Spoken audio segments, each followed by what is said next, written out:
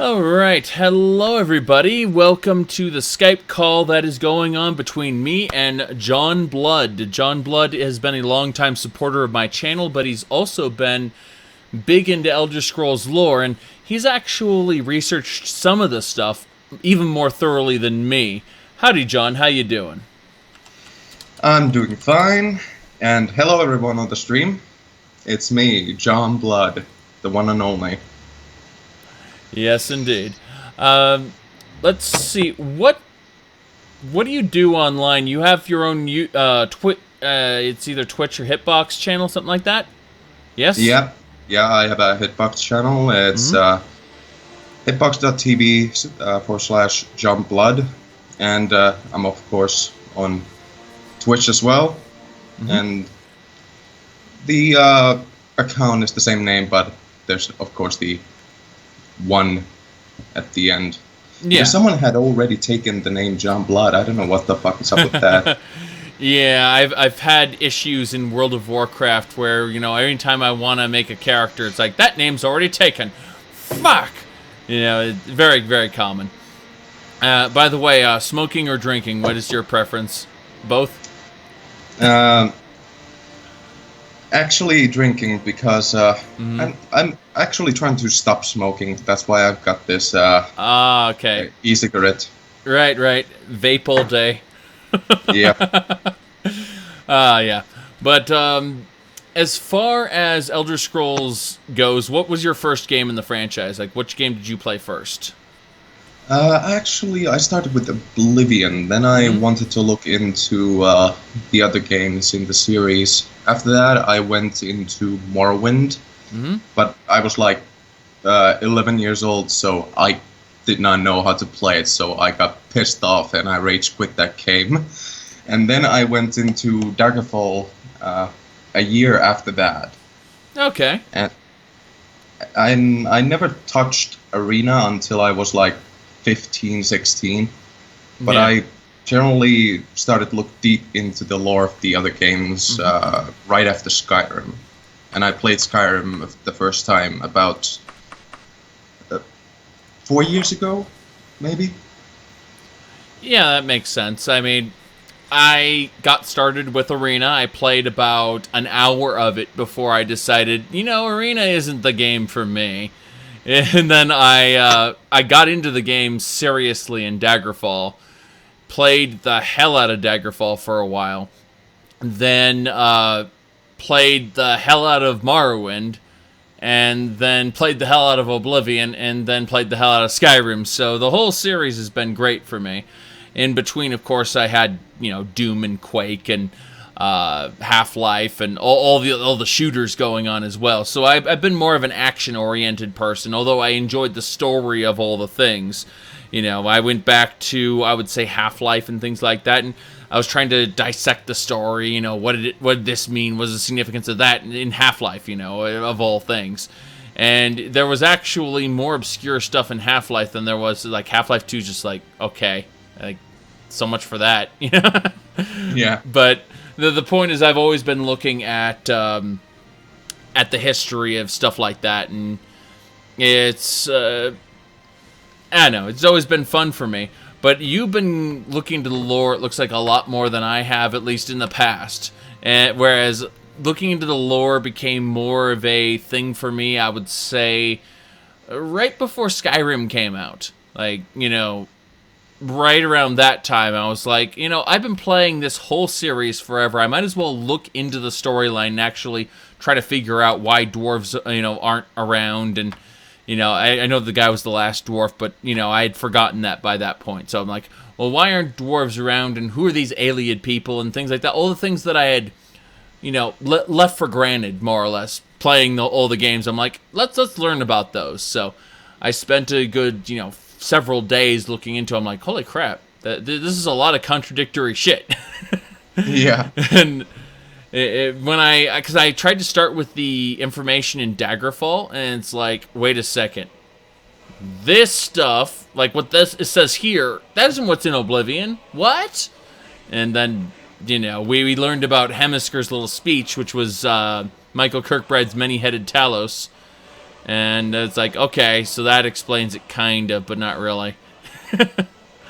Yeah, the lore, especially the one that's canon, there's a lot of entries that contradict each other. And I guess that's partly by design, but I have a suspicion that they just forgot something that was in the lore and then they just wrote over it without ever doing this kind of retconning.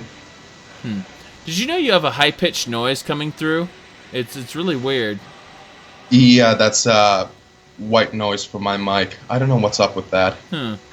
Yeah, that sounds weird. What kind of microphone do you have? It's this kind of shitty Deltaco mic. Oh, yeah. Did you know when you picked it up, it stopped sounding bad? Really? Yeah, that was weird. It's like, oh, it's good now. It's good now. Oh. What was for a sec? I don't even know. Forget it. Holy crap. Anyway, what I was gonna say is, in terms of Elder Scrolls, I've been looking at the lore for not as long as you have, and you occasionally say things that make me think I should go read up on that. For example, obviously, people were talking about the time being the wheel, and things like that. And I looked at the concept of the Imperial City being a wheel unto itself, with not just a single tower, but smaller towers around it, and how that could create its own universe basically. And they were really afraid of that happening and shit like that. It is very interesting how all of that came to be within the lore, when it was what is canon, what is fan fiction, and what the canon lore doesn't make any fucking sense, so we need to explain it with fan fiction. Otherwise, what does it mean? Yeah. So, what would be the first time you really came across something that you didn't believe shouldn't have been canon, but just like, what was the piece of lore that you're like, the fuck? Well, the first piece of lore that I was like, what the hell is this? That was Shazam. CHIM. Yes. CHIM, which I refer to on live streams as Shazam. You can always call it by either the way it's spelled or the way the lore community wants you to call it. But yeah, that's absolutely hilarious. But yeah, there's I don't know. I just think that as far as that goes, I actually kind of got it. I actually figured it out fairly early on. The fact that it had because when you look back at the concept of Anu and Padme, and you look at the idea that it's all just a manifestation of these two forces colliding, and that's what created the Arbus, which is the the divine interplay, which Aetherius exists inside of, and then Oblivion exists beneath that, and then beneath that is Mundus, and you just look at it like a set of layers. It makes sense that being able to more or less modify the Arbus means you modify everything.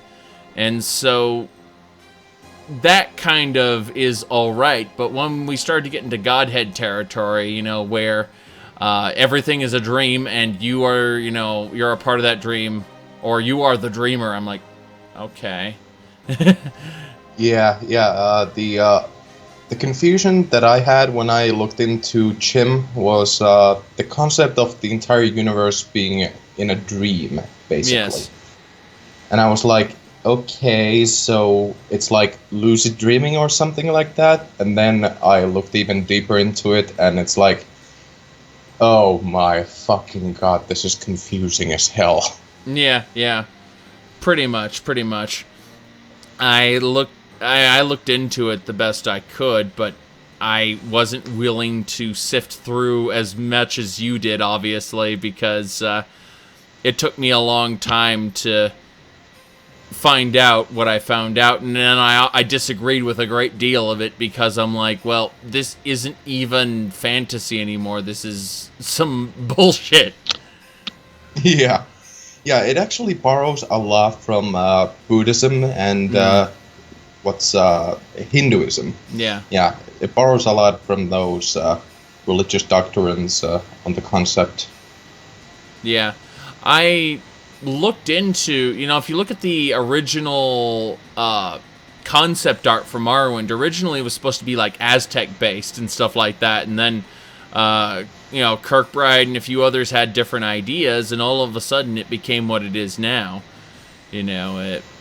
It's rather interesting just how different things turned out, especially where's my Imperial Navy? Where's my Imperial Navy? Yeah. Okay. Berinukke. He or she asked, could the Sijic Order be a tool Bethesda uses to end nonsense put forth by the Aldmeri Dominion? I don't think the Sijic Order would have any invested interest in what the Aldmeri Dominion is doing. They vanished their own island so that they could stay out of that shit. And I honestly think, if the Aldmeri Dominion were to go full genocide, where they're like, okay, it's time to end Mundus.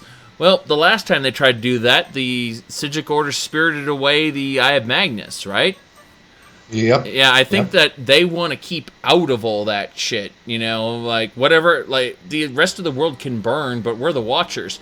It reminds me of Babylon 5 and the Technomages. The Technomages were like the most powerful force in the Babylon 5 universe, but when the war between the Vorlons and the Shadows happened, like these two titanic forces, and the human race and stuff were stuck in the middle, they very much, the Technomages, who were basically on the same level as all of them, were like, no, we sit here and we watch. We will not be pawns in this great game. We will sit back and watch. And I think the Sijic Order are similar in that. Like, they have, that they have these grand designs to understand reality. They dealt with the living gods on a personal level. Remember that Amalexi and Vivek both visited their island in the past, so... Yep, to me it's actually sounds like the differences between the mainstream High Elf Society and the Sijic Order is that the rest of the High Elves, they adhere to the old ways. That we used to be gods, and Lorcan took that away from us, so we must destroy his progeny and the concept of mortality itself. Yep. Whereas the Sijic Order is that they actually embrace the mortality, they embrace the joy of mortals and attempt to complete Lorcan's intended vision of ascending beyond what was godhood back then. Yeah.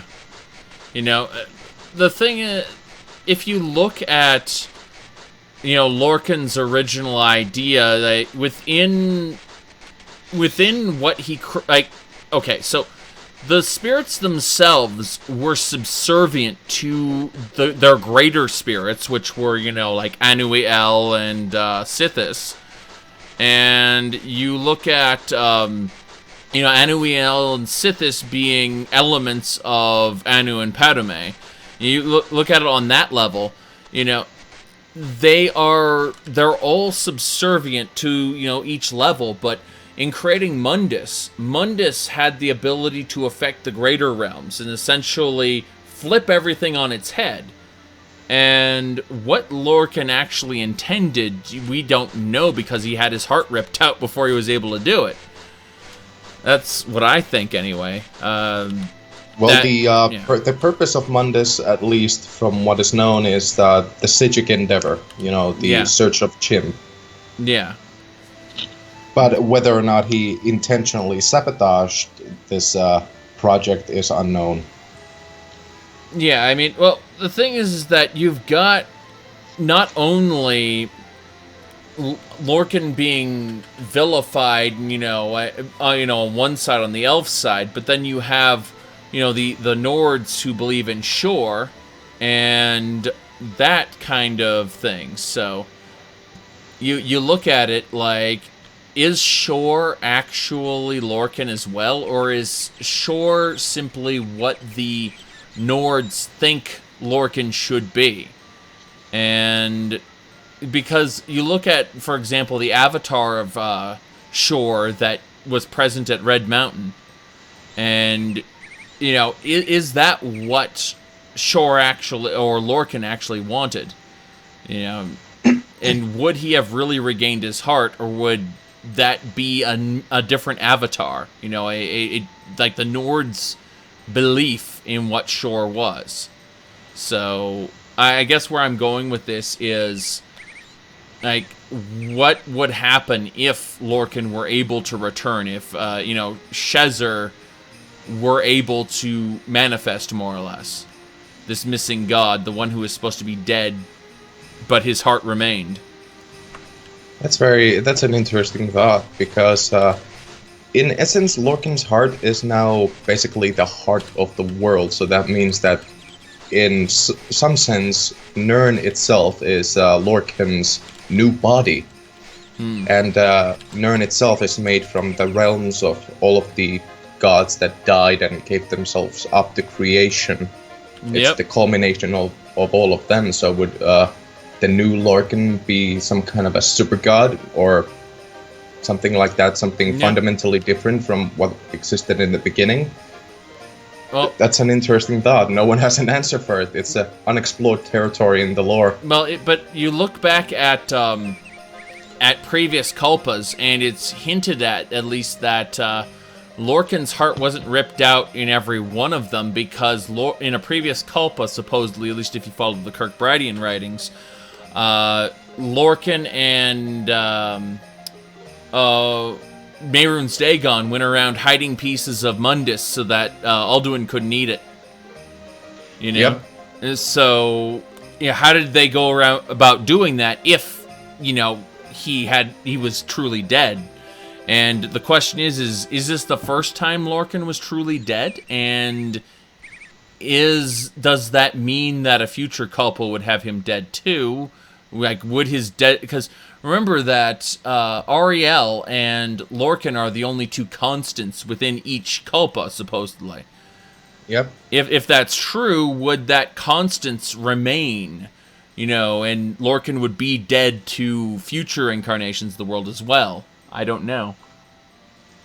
At least from what I've heard, I don't know if it's actually confirmed or not, but it is talked about in the lore community that Lorcan may or may not be dead in every single Culpa. But one thing is for sure, that Akatosh, Auriel, and Alduin and Lorcan and his aspects, they are the only constants within every single one of them. Yeah, because time itself is, it is what allows the time loops or the Culpas to exist. And, until recently, Culpas have been like, wait, is that real, or is it just bullshit that's written about? Until Parthenax went and confirmed it, and it was just like a little bit of, like, I'm just gonna drop this word here, like, this world is the egg of the next Culpa, okay?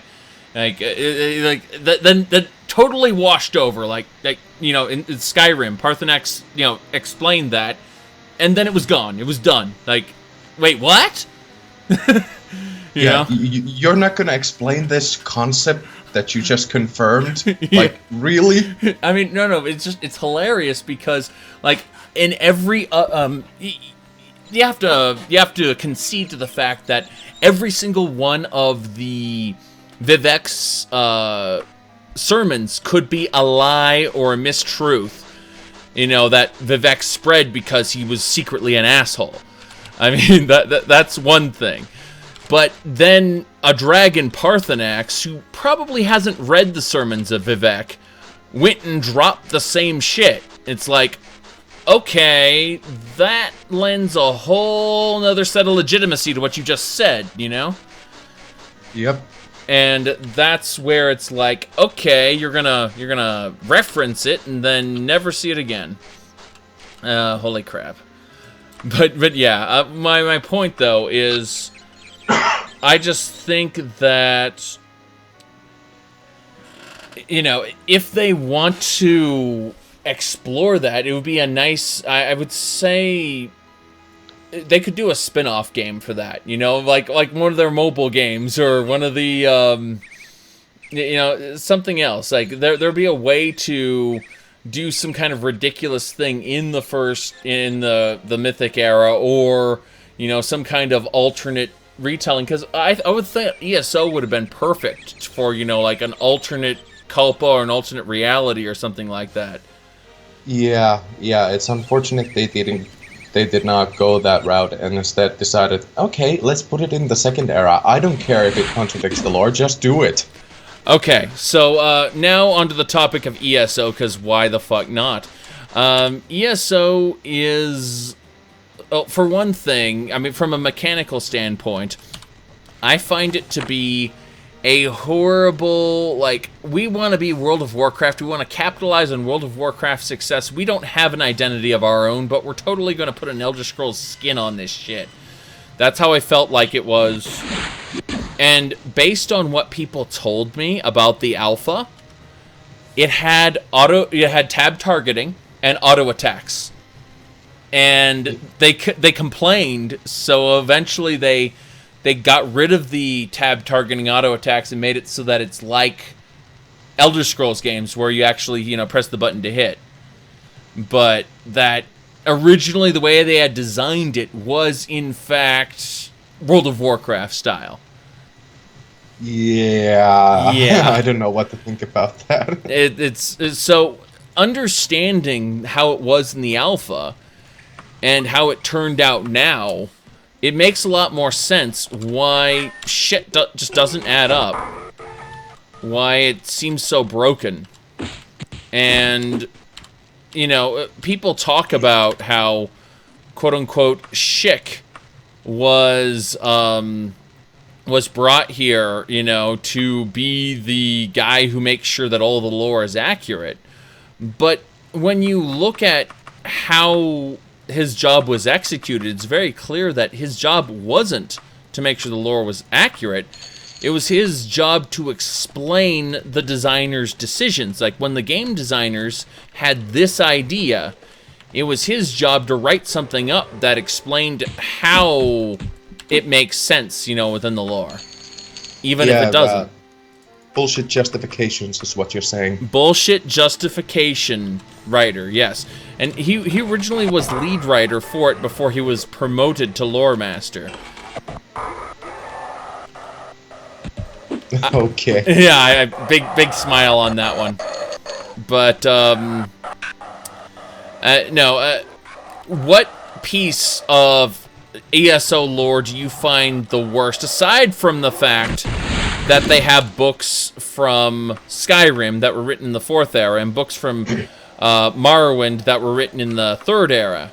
You know, which the lore community handwaves as saying, well, obviously those people in the 3rd and 4th eras are just taking credit for it. Fuck you. No, aside from those. Well, there's the lore entry of the Interregrin, I think it's pronounced. Mm-hmm. And also there's the implications that no matter what happens in the Shivering Isles, Sheogorath will always turn back into Jigalag. And that's presumably what will happen to the Champion of Cyrodiil as well. Yeah, that's really weird because, you know, I don't even know why they did that quote-unquote character interview. That was out of game lore. You know, that never featured in ESO, did it? No, it never featured in ESO, but it was a interview that was done in character. So I have to assume that someone actually wrote for that interview specifically. Yeah, I have to wonder who did, because that doesn't make much sense. Yeah, it's just, who thought that was a good idea other than to pull attention, like, oh, well, you know, you should pay more attention to this particular, you know, story. See, it has story, you know? That's all I can think of as a justification to do that from a company standpoint, you know? Yeah, I agree. But as far as in-game events go, is there anything that hit you as, like, especially wrong? Not necessarily the out-of-game interviews or anything like that, because we can dismiss those as, you know, just like Vivek's trial, where it was like, okay, well, these were Morrowind developers doing a little role-play, but, you know, an interview on a website that will never feature in-game, questionable. What do you think about what actually featured in the game that it hit you as especially wrong? Well, in terms of that, then it was the 5 companions specifically. The 5 companions featured in the second era that have never been mentioned ever again, that somehow were forgotten to time. That bugs me. Emperor Varen's whole thing, where he won Cyrodiil by right of conquest, and yet he, you know, he was not Dragonborn, therefore he felt like he'd be illegitimate. That whole thing, yeah. You know, the thing is that it's not bad storytelling necessarily. It's just that it has no place there. Yep. It's a good story, but you know, it doesn't belong to the second era. I mean, if it was set in the future, I could totally buy it. I could totally buy that. But in the past, that's already been established. After Emperor Mede died, they had a civil war. The Aldmeri Dominion wanted to stay out of it because they wanted to see how many Imperials would kill each other.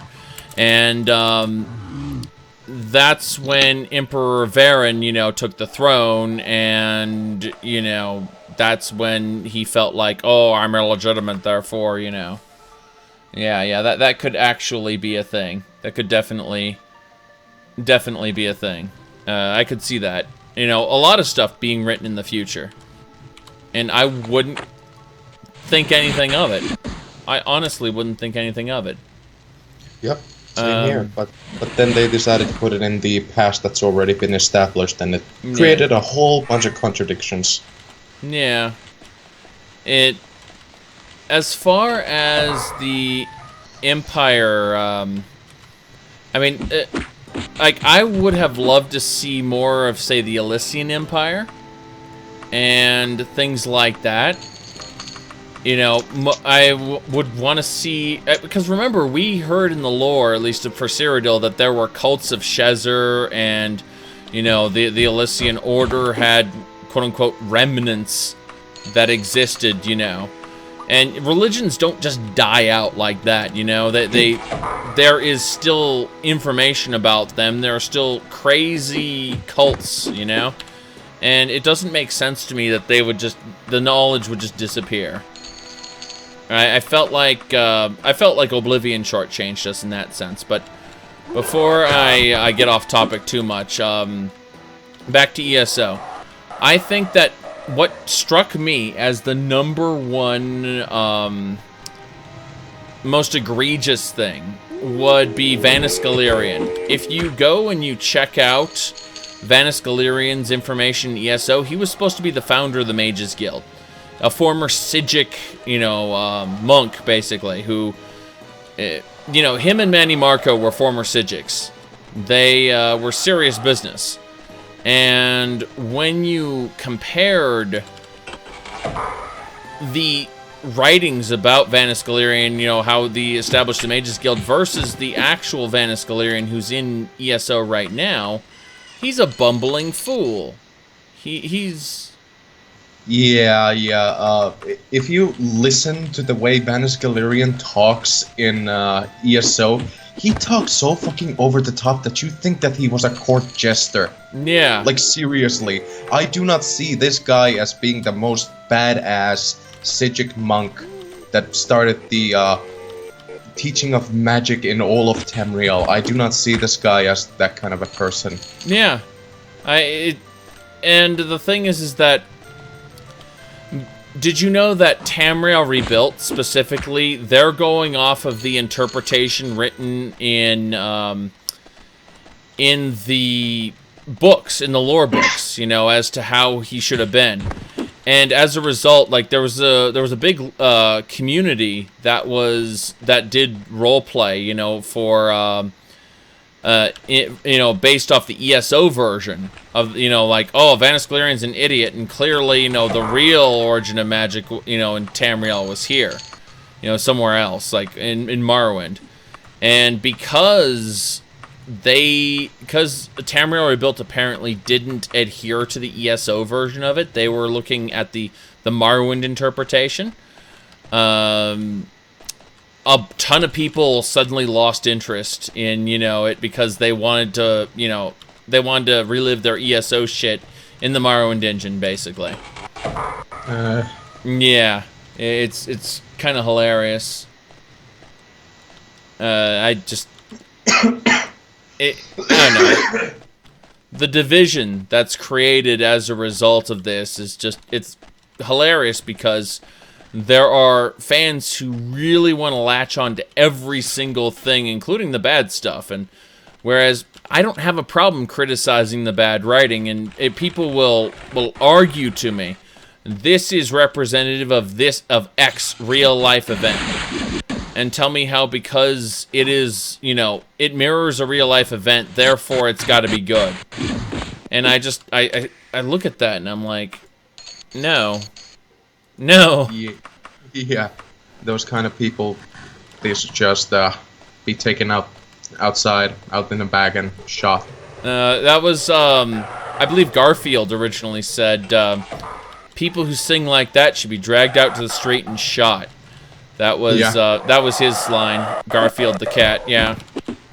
No, it wasn't Garfield that I'm thinking. I'm thinking Dilbert now, because Dilbert was created by this guy who worked for, I believe, AT&T, and his experience working at the the younger version of AT&T closely mirrored his comic, to the point where the guy who, his boss, told him, you have to stop working on this comic, because like it we know what you're doing. They don't know, but we know. And I just, like, or you're fired if you don't. And he said, you'll have my my resignation by the end of the day. The guy who did Dilbert, and so he just kept on doing Dilbert, and that's that is something the whole world knows about now. It's yeah. I mean, can you imagine that kind of boss? Like, it's yeah. But yeah, just because something is representative of real life doesn't necessarily mean that it, let's see. Okay, somebody here said, usually this is the reason why the story is written bad, because it's based off real life events. This is supposed to be fiction for fuck's sake. Yes and no. What do you have to say about that, John? Well, that all depends on how well you can draw the connection, and then make that story also your own. Because if you're representing real life too much, and then you come up with bullshit justifications, yeah, it's gonna be horrible. Mm-hmm. It's going to be fucking horrible.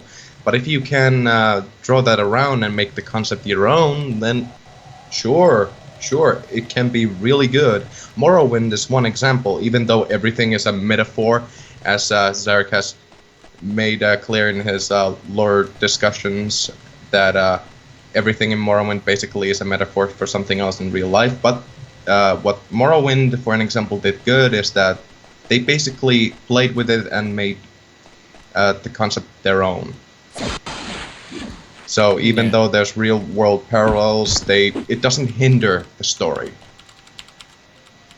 Yeah, that's absolutely right. I would say that, like, making ties to real life is needed because of you want to be relatable in some way, and tying stuff to real life events means that you're much less likely to break what's called the suspension of disbelief, where anyone who has, who is of moderate intelligence will go, yeah, this could have happened. In fact, it has in the past, and when you think about it like that, it suddenly becomes apparent why they did it that way. Unfortunately, if you have things like battle mages and whatnot, and you don't make special considerations for them, if you have, all these overpowered units, essentially, and, concepts like, for example, divine relics that grant immense power to their wielders, and yet somehow nobody but the player gets them except when the story demands it, you know what I mean? Yeah. And that's where it starts to be like, what the fuck? Because, we honestly are supposed to believe that either the Imperials or the Stormcloaks in the Skyrim Civil War are somehow the right side, when in fact, they're both horribly wrong. Both of them. And, somehow, at the same time, this whole conflict is supposed to be decided entirely based on the merits of, one faction or the other. Like, well, they would totally do it this way, or they would totally do it that way. But the thing is that there are so many variables that can't be taken account, in a... they're trying to fight a conventional war when, we've got, again, like, battle mages and, I mean, let's face it, the Thuum as a concept, and we got the dragons. Like, are we supposed to ignore the dragons, entirely? No, they're not connected, except, because, you can't finish the Civil War until season and ending's done. Like, no. The peace treaty doesn't mean all the dragons are gone, because you keep having fucking dragons attacking. Yep. Yeah. What do you think? Yeah, I think that's a problem in the writing. I think it's called a non sequitur. It's that this event literally cannot follow the previously stated fact. Yeah. That there's dragons attacking and you're gonna waste resources on fucking civil war. Are you serious? This is serious stuff. This is world-ending kind of crap. Yeah, but I noticed that they specifically had they have a peace treaty that kicks in like halfway through if you haven't killed Alduin yet. And supposedly once you kill Alduin, well, we're gonna finish the war now. And scratching my head at that, like, the dragons are still around. Just because you beat Alduin, like, you'll walk over, like, maybe 20 feet, and then a dragon will just kind of go, and start blowing fire in your face, and you're like, the fuck? I thought killing Alduin's supposed to end that. No. Those, they're encounters for the long haul. So, it doesn't make sense that, one side would tend to try to, ally with the dragons or whatever. That's my problem with that. I would have actually liked the Civil War more if it would have tied into the other DLCs, for an example. Mm-hmm. Like if you could recruit dragons to fight for either side of the Civil War. Like as a secret weapon or something like that. Bend will shout, make dragon go to base. Or something like that. Like, recruit dragon. Yeah. Fuck. Yeah, that would be interesting. That would definitely be interesting. And I wouldn't have a problem with that as a concept. But what I'm trying to say is that, there are so many examples where it's very clear they want to go a mundane way of doing things in order to make sure that people can relate to it. And going a mundane route whilst, high sorcery exists where a battle mage could banish the Emperor to oblivion, take his place, replace the Imperial High Guard with Daedra, take the only people who are strong enough to fight him and offer them up as sacrifices to Mehrunes Dagon. You know, and do all of that in the span of 10 years, basically fuck over an entire empire. One man. And you have to scratch your head and think, are real life parallels really, you know, the way to go 100% of the time? Yeah, that's a very, very legitimate concern, because in a world where this kind of high magic exists, you know, conventional warfare just doesn't seem fitting. Yeah. I mean, it makes sense in a, like, here's a good example, is Daggerfall itself, which I'm obviously playing while we're talking.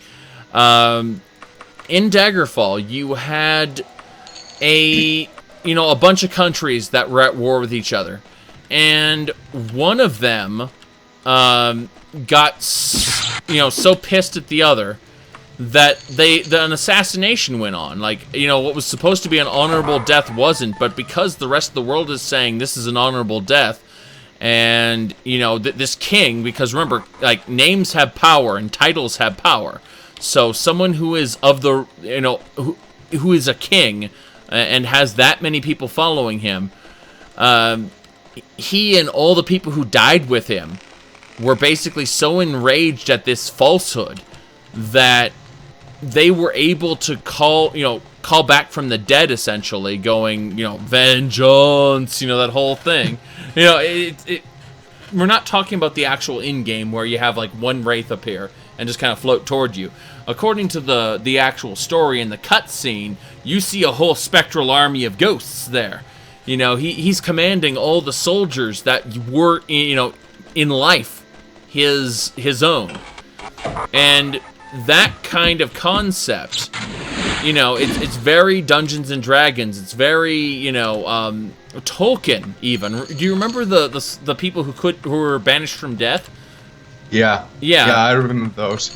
Yeah, exactly. Like an entire, like, that concept where if you followed someone in life, and you died together, then in death you still follow him, and his will and whatnot. And that very idea is very interesting, and there is so much space for some awesome things to happen that don't, because again, Skyrim is actually the newer entries.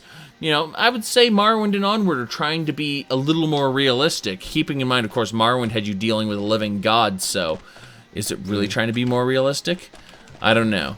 Oblivion had you dealing with the Oblivion Crisis. If I had to guess, and I said this earlier in the stream, before we started talking on this particular topic, I actually said that Game of Thrones was just becoming a thing around the time that Skyrim was coming out.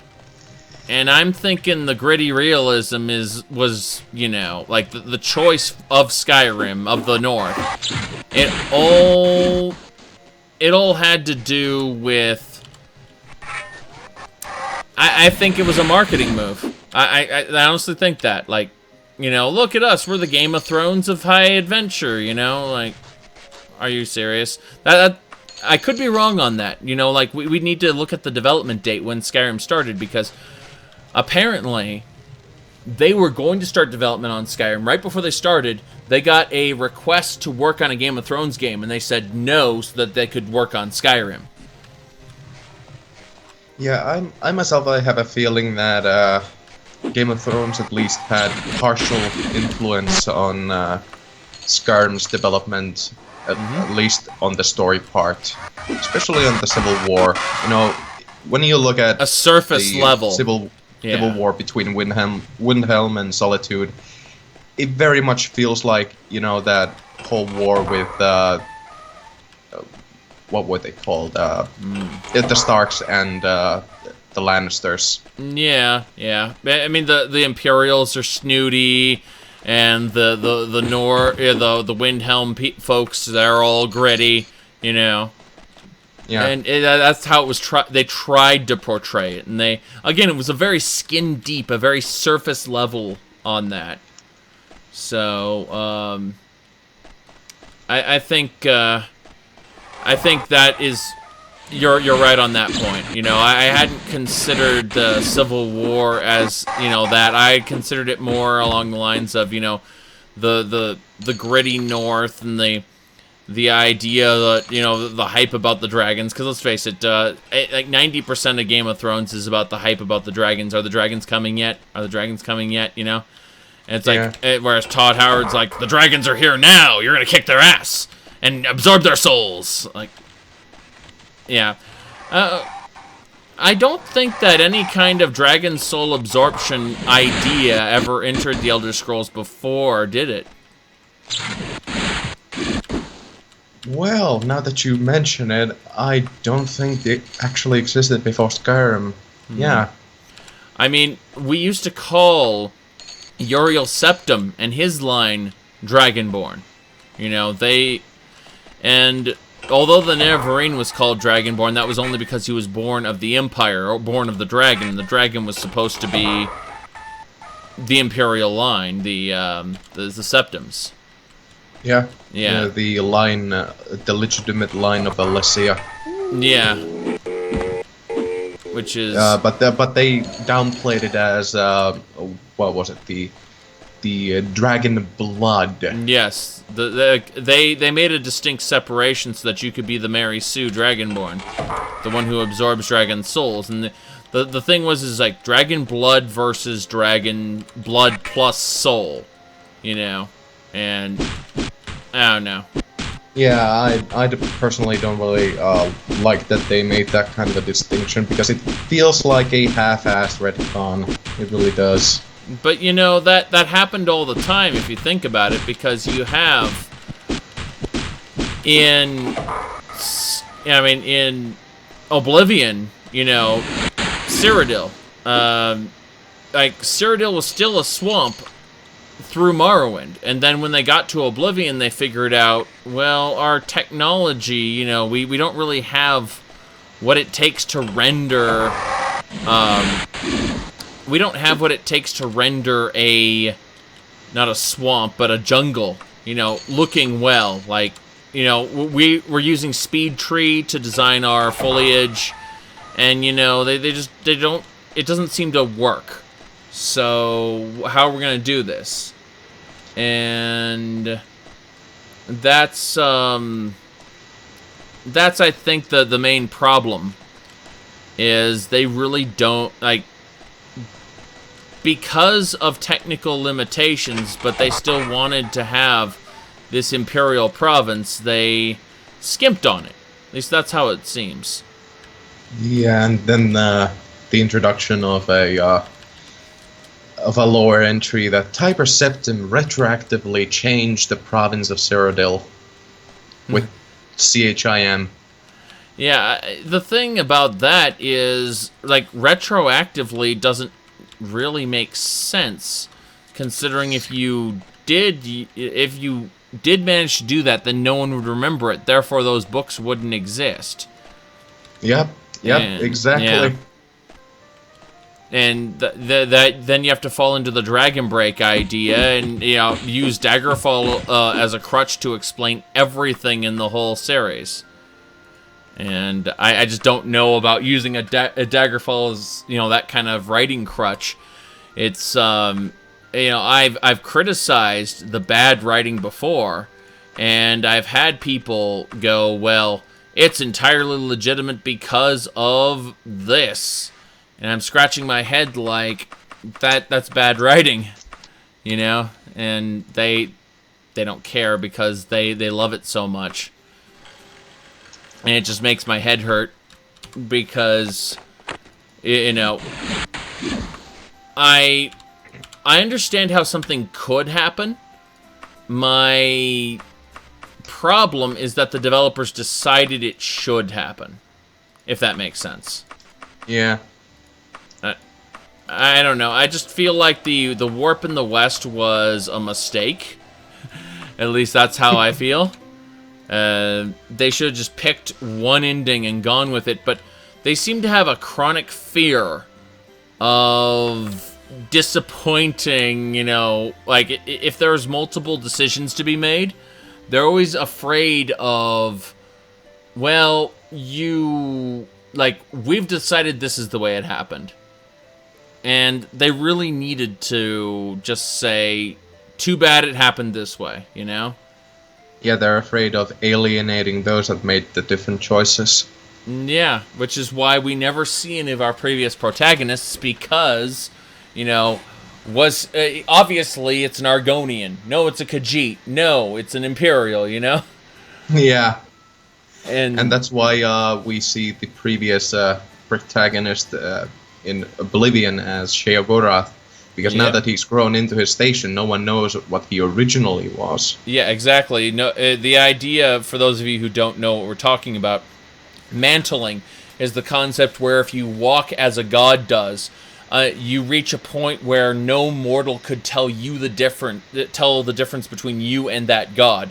So they look at you, and all they can see is that god. The only other gods could potentially tell the difference, or someone who has achieved CHIM. I ain't gotta explain shit.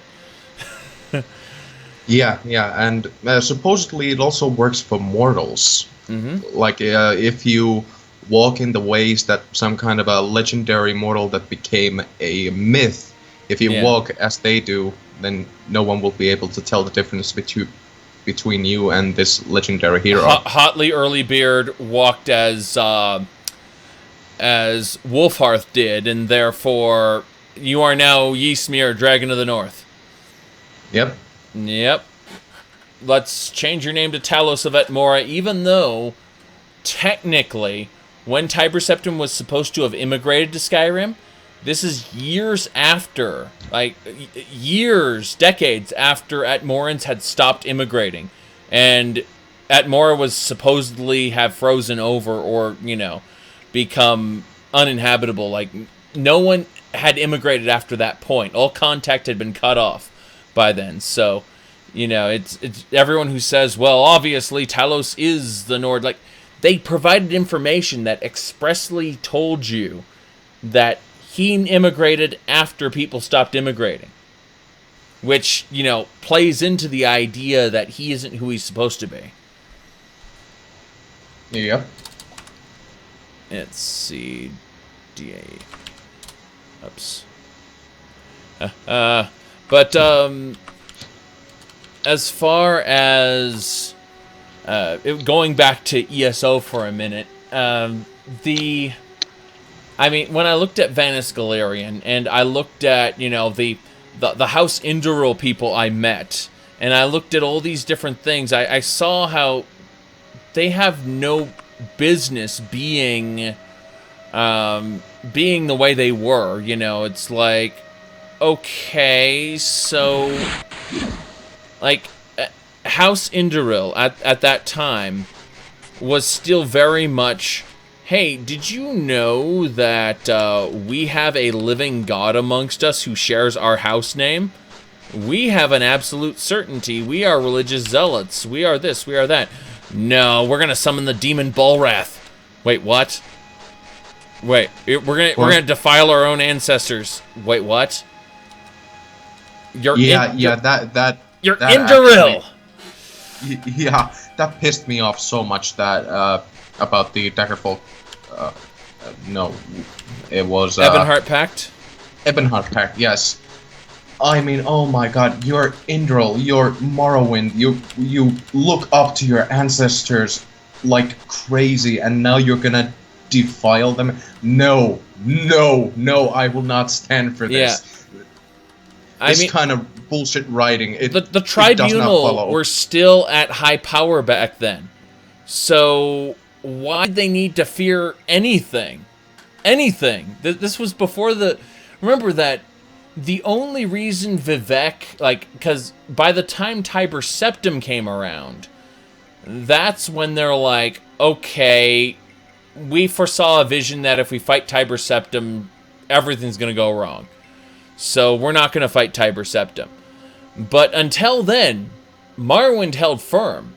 Like, the Daggerfall Coven wouldn't have the opportunity to invade. The gods were just like, go away. Just go away. You know? Yeah, their power was still fairly fresh, and when they came out of the Red Mountain, Yeah. they were several centuries. They were powerful enough to actually kick around Daedric princes. Yes. So, yeah, we're talking about god levels of power, even in the Second Era. So, why the hell would the Indril and other great houses need to resort to fucking demons and necromancy? It just doesn't make sense, because Almalexia, we know for a fact, actually grants very powerful blessings to House Indril guards, specifically, and the Ordinators. Yeah, it just doesn't make sense. And it's a case that they designed the quest. You know, we want to do this, this, and that, and we think it'll be awesome, but how, you know... How are we going to do it? You know how they ended up deciding it? They decided it by going, well, you have to walk your own path. It's not for the tribunal to do things for you. Like, and they literally had this whole quest where you met, like, you didn't meet the tribunal. You met these little these aspects of each of the tribunal people. These people who spoke for the tribunal. And they basically told you, you know, like, you have to find your own way. It's not for the tribunal to decide this shit for you. I'm like, really? Really? The tribunal are the, like, they were the most egomaniacal bastards, you know? And I just couldn't understand how, you know, how you took the lore and basically shat on it. Yeah, I was the same when I actually looked at that very specific entry. I mean, the tribunal, they became gods specifically so that they could guide their people and actually create a place for them in the world to actively help them. Yes. And now you're telling me that they became passive deities. They became, like, you know, your passive everyday, oh, well, we are above these mortal matters. Like, no, you aren't. You interfere all the fucking time. Yep. Yeah. And it doesn't make any sense, just from that perspective. You know, they're always heavily involved. They only started removing themselves toward the end when their powers started waning, and it was only so that no one would find out that their powers were waning. That's the only reason they started removing themselves from the public eye later, is because they were afraid people, you know, would figure it out. And so that's why it didn't make sense to me, you know, why they would have this sudden shift, you know. And when you ask an ESO fan, well, obviously, unreliable narrator, Dragon Break, and, you know, it makes perfect sense if you just look at it from this perspective. I'm like, no. Yeah, I too am like, no, fuck off, because we have actual in-game events explaining very much in detail that the tribunal in the past intervened in mortal matters just because they could.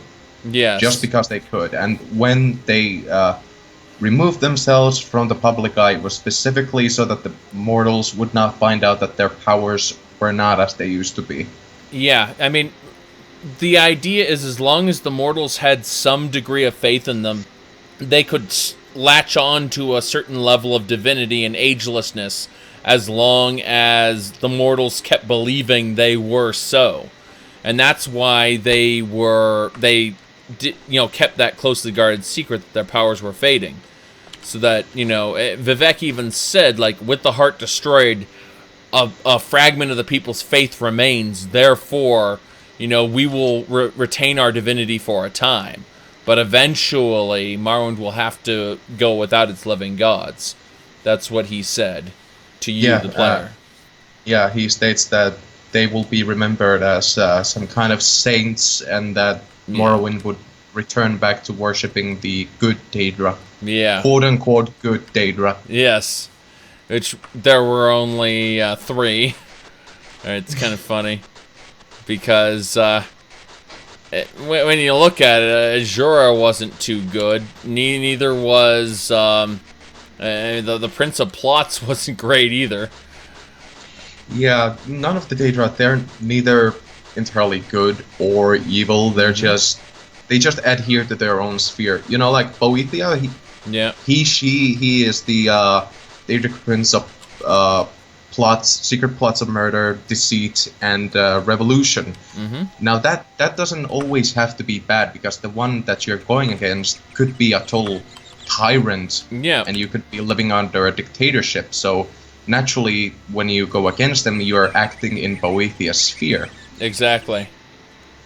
No, but they themselves do not have a moral standpoint in anything. They just act the way they do because they do not know anything else. They are forces that embody those very concepts. And if they somehow acted in a different way, that would fundamentally change the god itself. In fact, they explained that in Battlespire, that basically, you know, you had Mehrunes Dagon, for instance, and Mehrunes Dagon had a first name and a last name, a protonemic and a neonemic, and they explained that in order to forcibly cast a Daedric prince out of Mundus, it fundamentally changed them on some level, and that's why their neonemic changes every time they're banished. And that's because Mehrunes Dagon was banished before by the tribunal. He had this absurdly long neonemic, you know, as a result, because he had, you know, whereas a regular Daedric prince who had never been forcibly removed from Mundus, you know, never had that trauma imparted on them, you know, they were, they just have a protonemic and that's it, you know. Yeah. And so the idea of Daedra, you know, being fundamentally changed, and as a result, it, you know, it reflecting in the actual game space, you know, in the games, it's true. Like, it's explained in the games. It's not just out of game lore. And I thought that was rather neat. But as far as Elder Scrolls lore, aside from CHIM, is there anything else that you found questionable? Like within, you know, what the community accepts as a whole, you know, or, you know, that should be re-examined, something that is just taken for granted by most people who read the lore and, you know, agree with what's on the wikis and whatnot?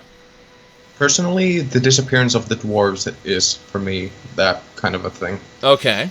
Because I myself, I've taken to the interpretation that the Dwemer actually zero-summed, and I've actually come up with this theory that when Kagrenak, you know, used the Heart of Lorcan and came to face to face with the Tower, because of the ability that the Dwemer have called the Calling, the Psychic Link, every single Dwemer in Mundus was, in that moment, also exposed to the truth of the universe, and that's why they disappeared, barring those who had already died and those that were in different realms at the time. Yeah, it's true, because you had the one in Oblivion, and then you had all the Dwemer spirits in Morrowind that you fight. So yeah, that makes sense. And but then there's those people that adhere to the Michael Kirkbridean theory that all of the Dwemer became part of the Numidian skin.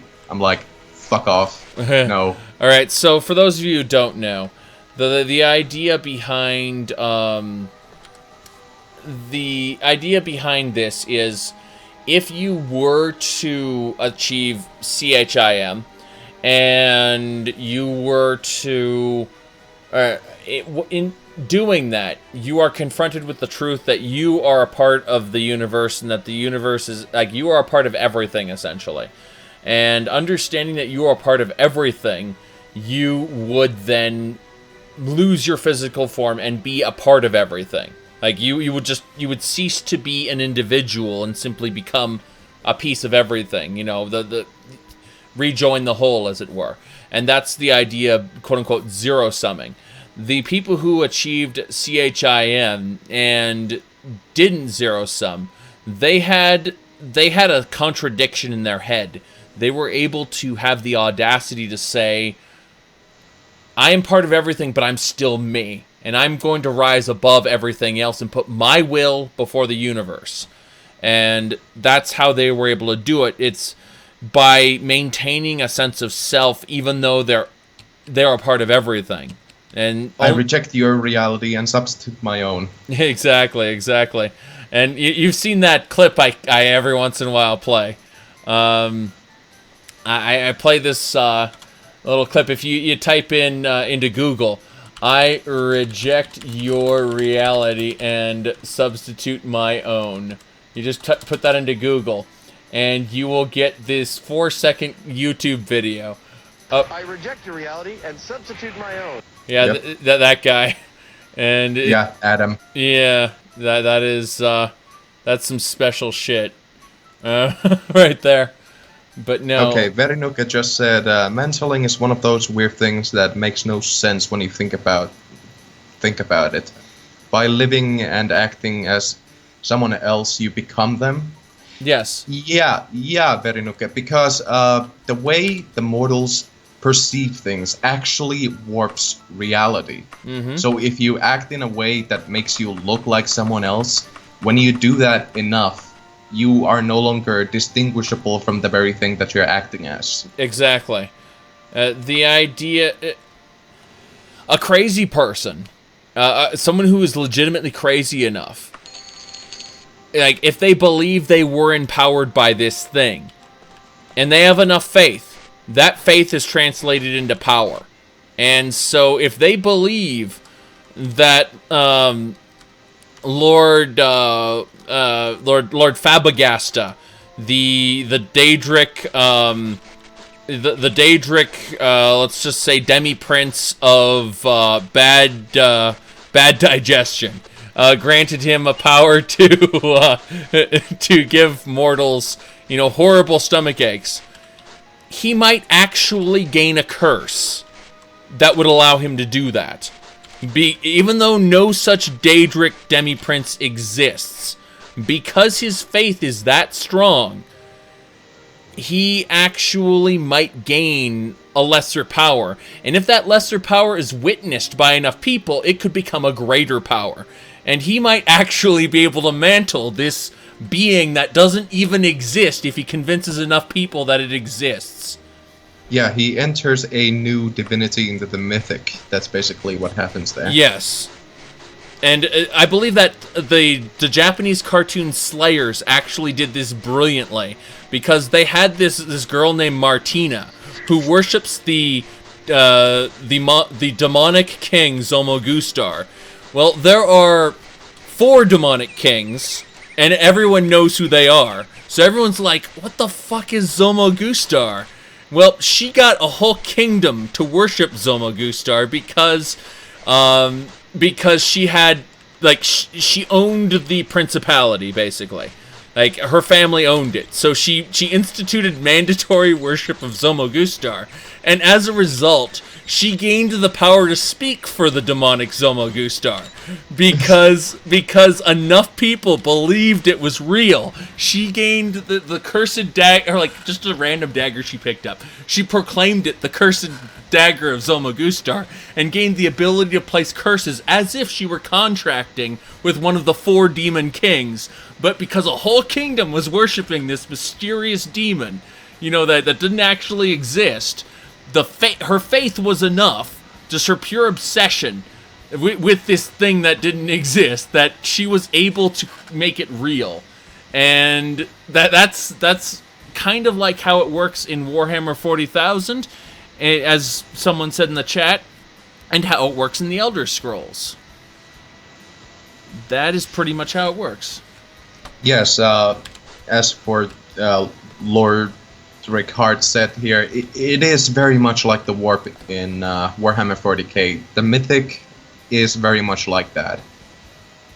People's faiths will warp reality, just like people's faith in the Warhammer 40k affects the warp, and the warp in return affects reality.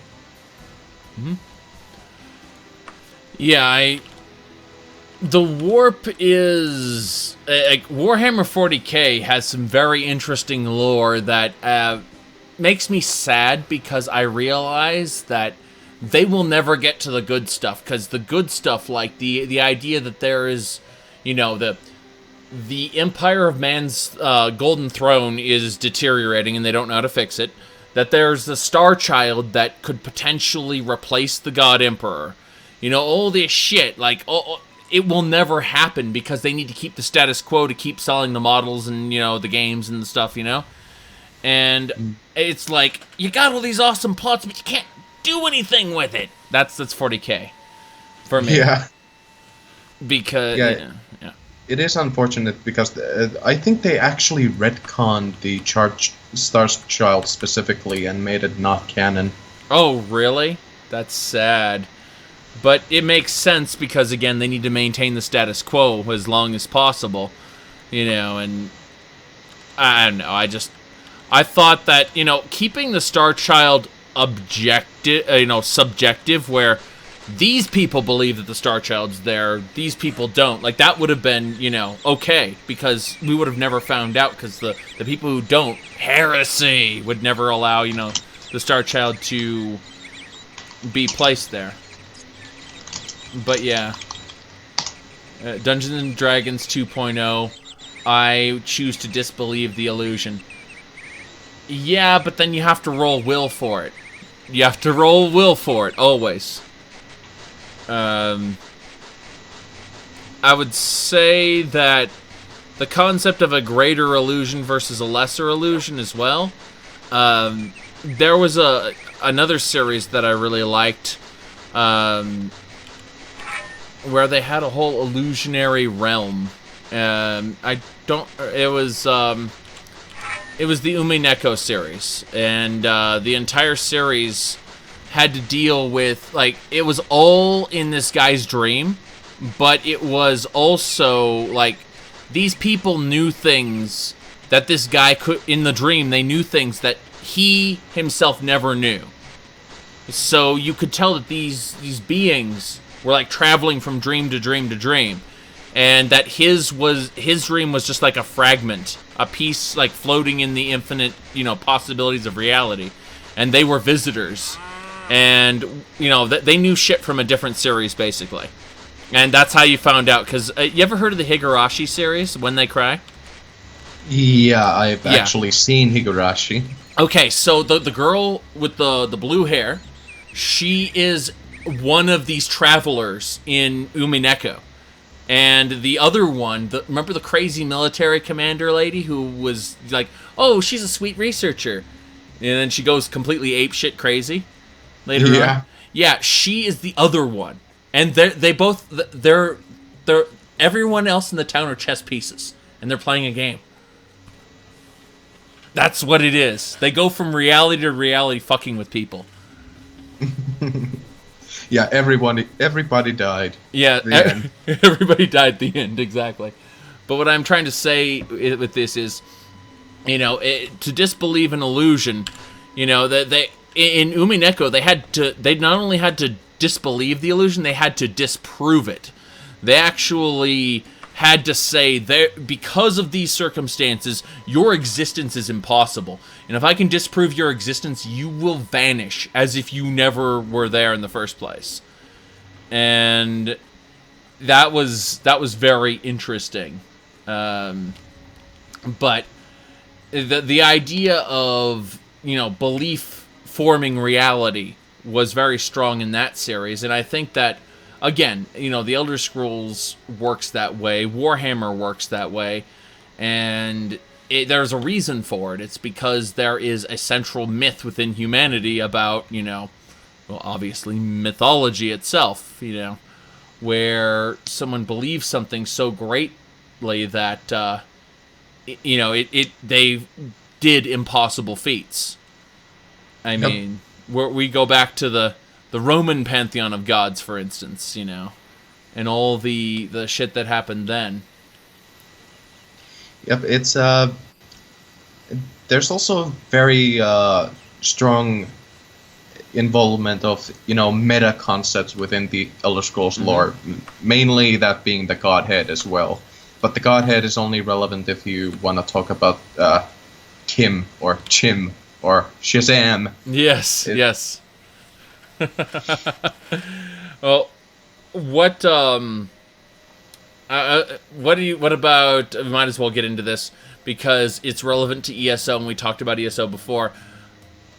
Kinmune. Kinmune. I don't know what you're referencing there. All right. So, according to a Michael Kirkbride guy, the Elf Queen in ESO is actually a spaceship from the Ninth Era named Kinmune. Oh, that one. Oh my god. Who went back? Who got? Who like hit? Apparently, that spaceship hit a hissed space tree, and like a hissed mining ship space tree thing, and they fell into some kind of warp and ended up back in time, but was adjusted for having gone back in time and like lost her memories and became the Elf Queen in ESO. Oh, that makes me cringe on many different levels. Like no. Like, this is a good character, and you are saying she is a spaceship from the Ninth Era? Yeah, that's basically what they're saying, and I despise that. I despise that. Yes. I'd much rather have them be an actual time traveler rather than a fucking spaceship.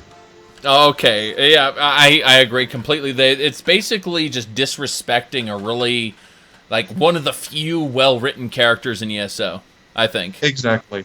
Yeah. Yeah, the Queen is very well written, despite the events that she is involved in being contradictory, but she is a very well written character. One of my actual favorites in the entirety of the game. Well, because like you look at her history and everything, she was not always a queen, like, or was not always quote unquote the ruler. She traveled all of Tamriel and had her own adventures, and so this was the accumulation of the person who knew everything, like compared to the normal Altmer. And so it made sense that she would be their queen because, in amongst everything else, this was a person who knew the world. At least, I thought. But, if we're talking about time travelers, I'm pretty sure you could get into a different one. Oh yeah, there's another time traveler in test lore. It's Pelinal Whitestrake. Yes, that one. The Divine Crusader. If you get if you have Knights of the Nine installed, and you visit all the Imperial Way shrines, you can then have Pelinal Whitestrake visit you, and he goes, "Your need must be great if the gods have allowed us to speak." And as far as the lore behind Pelinal Whitestrake goes, he was clad in armor not of this time, and everyone thought, well, that must mean he's he's a time traveler. Well, I think it means my personal interpretation is that, well, everyone kind of based their armor off his divinely created armor, because the divines grant people stuff all the time. Like the paintbrush of Mara, the gloves of Zenithar, all kinds of shit gets granted to mortals all the time. So his armor was granted to him by the Nine Divines, and its like had never been seen before. Therefore, it was not of its time. That's my interpretation of it. Whereas people want to take it very literally. Yeah. There's also another lore entry about that, but that I add into my own interpretation of the matter, that the circumstances upon which Pelinal Whitestrake actually entered the world, it makes it sound very otherworldly, and it was supposedly kind of destructive as well, which also makes me think that because of this little time travel shenanigans and him also being an Izmir, it makes me think that he was an aspect of both Akatosh and Lorcan at the same time, which was also the result of his insanity, because he had this dual identity. Yeah. I mean, remember, he was a bloodthirsty, crazy guy. You know, I hate to say it, Trainwiz depicted him pretty hilariously. If you ever played the Trainwiz mod, where it adds Peniel Whitestrake to Solitude, he goes, elf, killing elves. Please say it's killing elves. Yeah, it's funny, it's comedic, but it's also strikingly accurate. You know, but yeah, Peniel Whitestrake was an interesting concept. The problem is that he, I just don't feel like people were so quick to say that he was one way when, you know, I hate to say it, I really hate to say it in a world filled with magic and shit, but, you know, the Razor, the Razor concept, where it's like the simplest explanation is probably the truth, which in this case means the divines granted him all this shit. I mean, yeah. The divines said, you be here, therefore you be here. And let's face it, this was a time before the Imperial Pantheon was worshipped. This was when the Aelids were forsaking their pantheon for Daedric influences. When their leader was a half Daedra. You kind of scratch your head at that, like, this guy is a half Daedra. He's making pacts with Daedra, letting them come in and, subjugate humans, and they've built a tower, which is, the equivalent of the Crystal Tower and Adamantine Tower, and they've got a gem in it, which could potentially activate it, and they built their entire city as a wheel, which could alter reality and become a world unto itself if it's activated in the wrong way. Like, that was the big fear was, because, like, the Imperial City was a wheel. And it had a tower in the middle and had the guard towers around it could be thought of as smaller conceptual towers. And it could create its own firmament, essentially. And that was the why I believe if the divines wanted to intervene in anything, it would probably be that.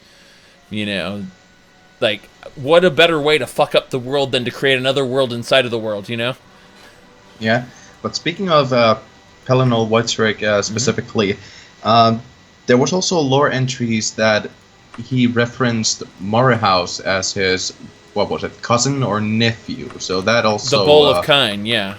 Yeah, that also made me think that he might have been a aspect of both Lorcan and Akatosh at the same time. I basically built this interpretation by looking at the circumstantial lore in different entries. Yeah, that makes sense.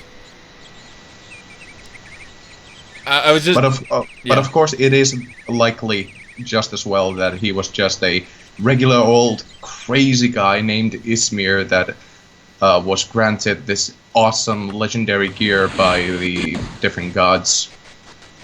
Yeah. In order for him to take on Ulmaril.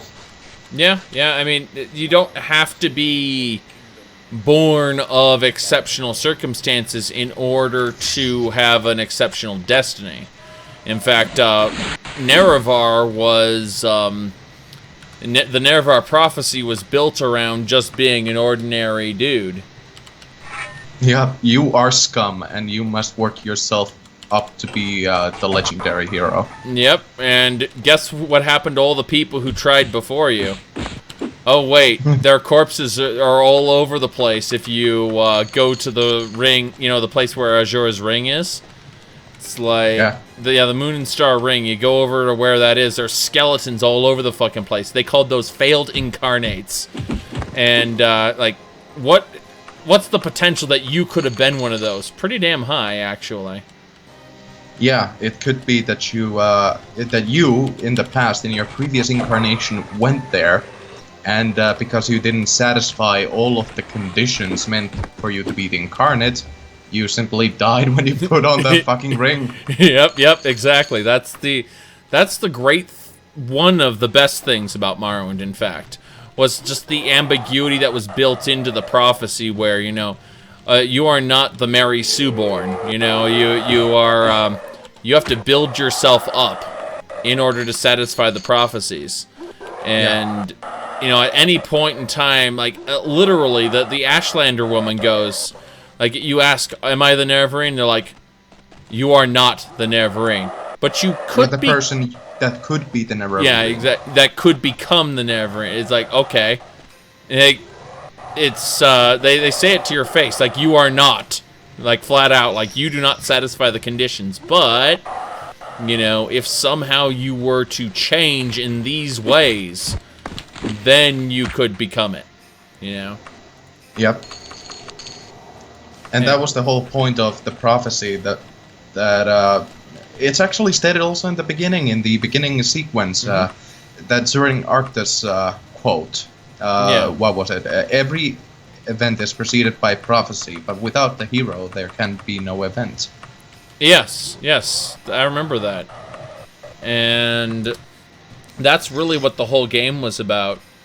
You weren't just suddenly showered with, let's be honest here. Legend of Zelda, okay? Like, Link is always immediately told, like, look at this thing on your hand. You're the hero. In the instruction manual of the original, it's like you see Impa holding his hand and like pointing at this little Triforce symbol, and then in like Zelda goes in Ocarina of Time. You're the hero of time. Blah blah blah. It's like the Dragonborn feels like that to me. Is very much, we want you to feel awesome, so you should be awesome. And you poke the fun at that in the most perfect way. You played the "Oh baby born" sound clip when you yes I did. Did you a little bit? Yeah, I did that one, but it's just because I saw it was handed to you. Like, here you are. You're the Dragon Age Inquisition person with the particle effect in your hand, which means you are totally the one that's going to save us all. And if you like, where Dragon Age Inquisition at least did it, it rejected that you were that. Like, it started off where this person's the Herald of Andraste, and you know what everyone was like? They were like, the hell? Let's go to the capital and report this heretic. And so you end up later having to fight them because they don't believe you. Like, you don't have a Moon and Star Ring and a prophecy behind you. Like, everyone's just like, this person's trying to steal our power, We're gonna kill this person, so you have to beat them into submission, and that's what the Inquisition's all about. And so it subverted that, whereas Skyrim very much just said, you are the Dragonborn, and not only are you the Dragonborn, but the Greybeards also name you a fucking Twilight deity. Yes, Ysmir. yeah, exactly. You are Ysmir, who's a god, by the way. Of course, the Twilight deity that appears at the same time as Alduin does. Yeah, my problem with that is they promptly forgot about all the old gods. Like, they just did a no. These are just people you reference every once in a while, By Ysmir, you won't leave here alive. Like, who is Ysmir? I mean, I say that sarcastically all the time. Like, who is Ysmir? Because you guys don't seem to know, despite it being ingrained in your culture. Yeah, and also Sun. Sun is also a god. You fight him at the Whalebone Bridge. Yeah. No one fucking worships him, despite him being the shield thane of Shore. Yes. I mean, I don't know. It's mildly exasperating when you look at it and just how I realize, like, Oblivion was where they really started to go off the rails with this, because, like, before, the gods were active. They had aspects. In Morrowind, especially, you, like, in Daggerfall here, you have people who are claiming to be a prophet, who speak for Zenithar, right? Who are an incarnation of Zenithar, or whatever god you worship in the temple. And, like, there's a 75% chance they're bullshit, and a 25% chance they are a legit prophet. Like, when you're doing this quest. Alright. I'm gonna go and get myself some more coffee before it burns up. I'll be right back. Go for it.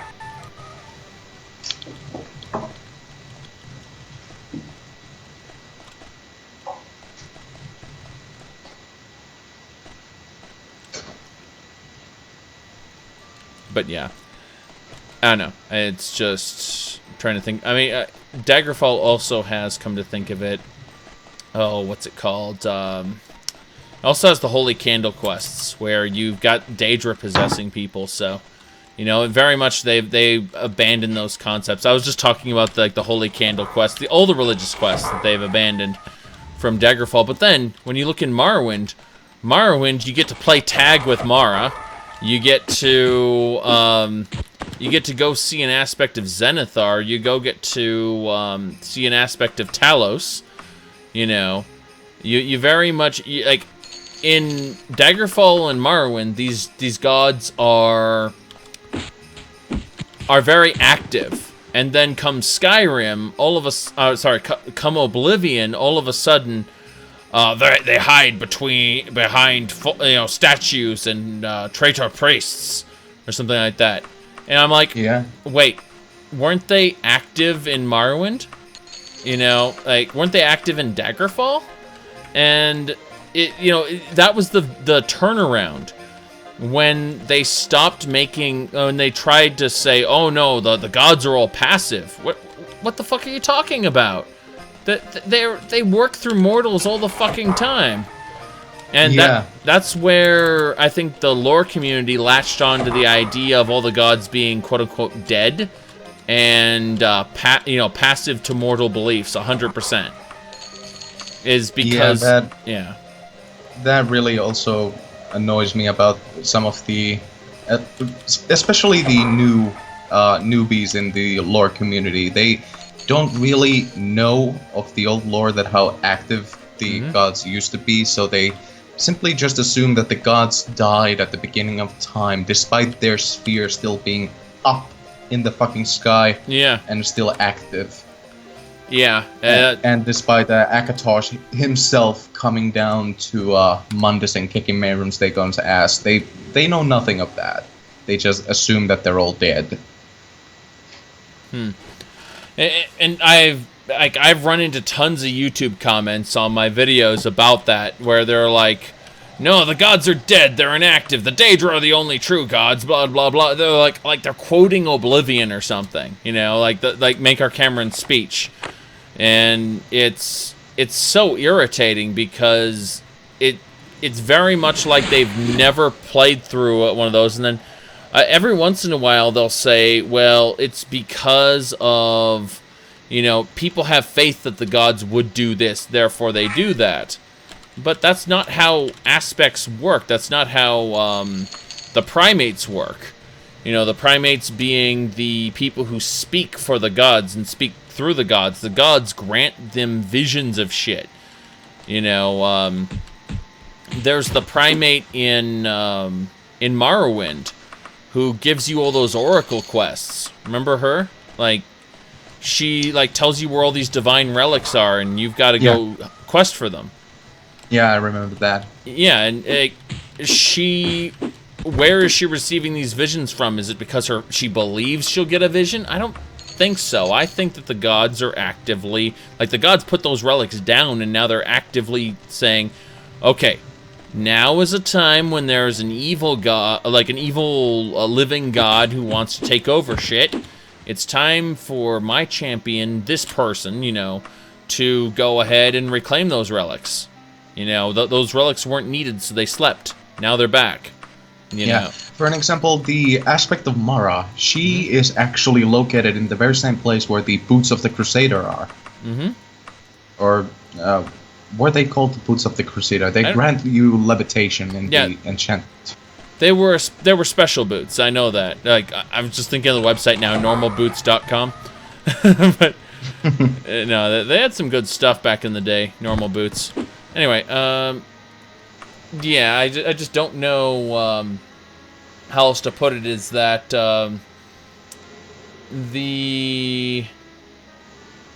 let's see, the Neverring killed the last two of them when they tried to deal with mortals.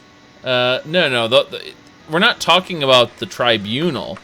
We're talking about the divines, and like it's something. Mankar Cameron's speech is something completely different from. Yeah, Mankar Cameron's speech, when it has to do with the divines, it has to do with Lorcan specifically and his relation with the Daedra. Yeah, and you know, there's the big question is did they royally fuck up his you know, what he called the different Daedric realms, or did he do it on purpose? And that's, you know, me just scratching my head like, I think they just fucked it up, but you know, the potential exists that he mixed and matched their realms for a reason. You know? Yeah, if you look at the Elder Scrolls Online, and I really hate to invoke the Elder Scrolls Online for points like this, but specifically when he mentioned the Cold Harbor of Meridia. Meridia in ESO does have a pocket that belongs to her in Cold Harbor, so I think that has to do with the interaction between the different Daedric princes, that opposites overlap in certain ways. Yeah. I mean, who did he say the whose quagmire did he say? I think he attributed that to Boethia. I'm not sure, but the point is that he mixes, like in Mankar Cameron's speech in Oblivion, he mixes and matches the Daedric names to realms that they aren't attached to. And when you look at the Cold Harbor of Meridia, it's very clear that Cold Harbor is the direct opposite of Meridia's colored halls. You know, so that makes a lot of sense. Even if you didn't use ESO in that, it you know, it still makes sense if you're looking at opposites. Yeah. So yeah, that would make a lot of sense.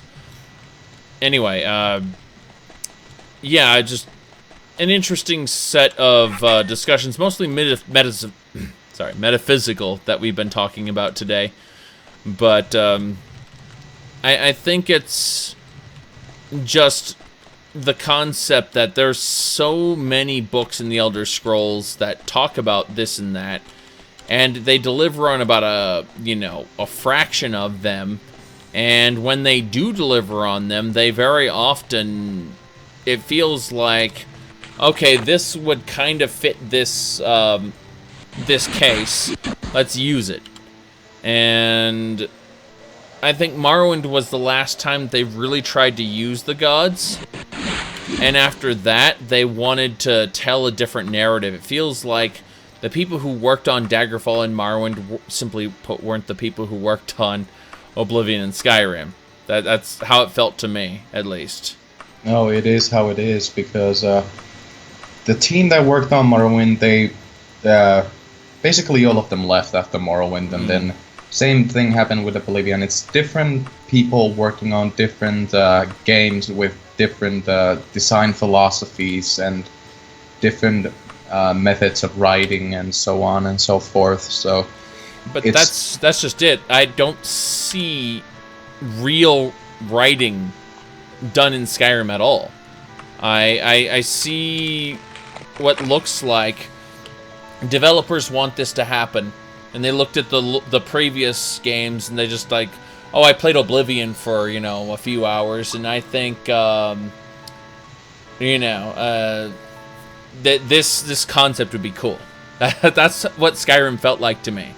Is a very absence of writing within the context of the Elder Scrolls, and more like writing like I want to write something brand new, so I'm going to what was it? Okay, there's an example of, say, in Hollywood, this happens all the time.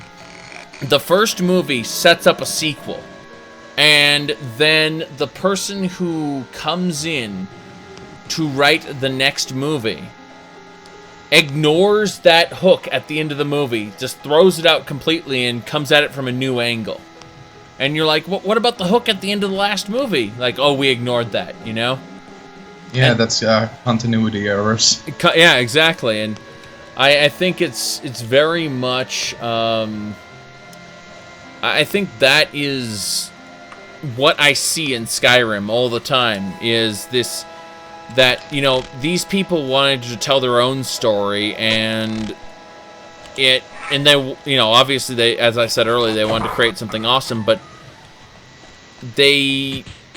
it feels like they only had a surface understanding of what other people had worked on in detail. And they made no I'm trying to find the word for it. Well, no great effort to tie the two together. That's absolutely the case. They might have looked at the surface, the main stories of the previous games, but they didn't really read into the lore in depth, so to speak. Yeah, I mean, it really feels like I don't know. I'm genuinely disappointed in Skyrim for the story. I feel like it is the best game in terms of like animations, combat mechanics, and cinematic events. And I'm actually going to put up a video today where I'm talking about cinematic events. This VOD will go up long after. But the concept of cinematic events is something that the Elder Scrolls has developed over time, and it actually runs counterintuitive to writing, I would say. Yeah, and that's... in terms of writing perspective, it does seem to screw itself over in many different ways. And yet, but the thing is that when people hear me criticize the story, they think I hate the whole thing, and it's so wonky, because I actually like the gameplay quite a bit, and someone said Skyrim is a gorgeous blonde. You see what you get. No, but the combat animations are so much better in Skyrim. Like, if you look at Oblivion, I want to argue Oblivion has better combat. And, you know, the magic casting system in Oblivion was just so much easier. Whereas in Skyrim, you know, the magic system felt obtuse. But at the same time, the